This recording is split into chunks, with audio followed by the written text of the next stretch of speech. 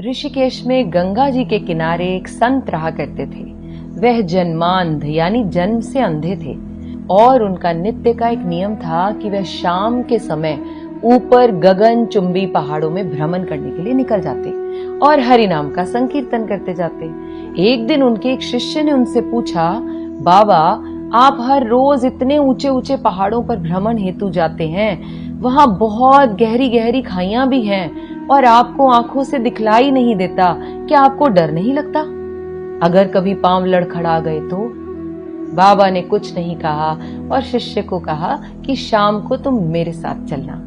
पहाड़ों के मध्य थे और बाबा ने शिष्य से कहा, जैसे ही कोई गहरी खाई आए तो बताना।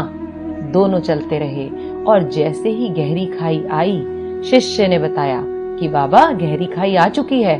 बाबा ने कहा, मुझे इसमें धक्का दे दो। अब तो शिष्य इतना सुनते ही सकपका गया। उसने कहा, बाबा मैं आपको धक्का कैसे दे सकता हूँ, मैं ऐसा हरगिज नहीं कर सकता। आप तो मेरे गुरुदेव हैं, मैं तो किसी अपने शत्रु को भी इस खाई में नहीं धकेल सकता।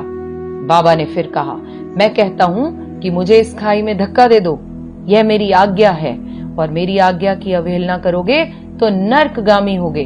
शिष्य ने कहा, बाबा मैं नर्क भोग लूंगा मगर आपको हरगिज इस खाई में धक्का नहीं दे सकता, नहीं धकेल सकता मैं आपको इस खाई में। तब बाबा ने शिष्य से कहा, रे नादान बालक, जब तुझ जैसा एक साधारण प्राणी मुझे खाई में नहीं धकेल सकता तो बता मेरा मालिक भला मुझे कैसे खाई में गिरने देगा।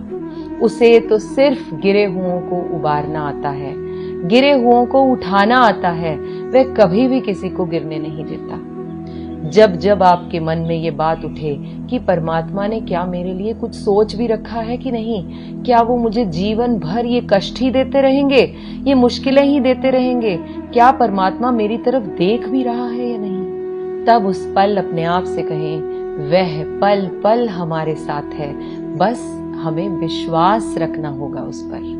मेरी हैसियत से ज्यादा मेरी थाली में तूने परोसा है, तू लाख मुश्किलें भी दे दे मालिक, मुझे तुझ पर भरोसा है। अब इंसान है, कभी कभी तो यह विश्वास भी डोल जाता है। जैसे ही डोलने लगे याद करें यह मेरी स्टोरी और हाथ जोड़कर उस परमात्मा को शुक्रिया करें, हर पल हर क्षण।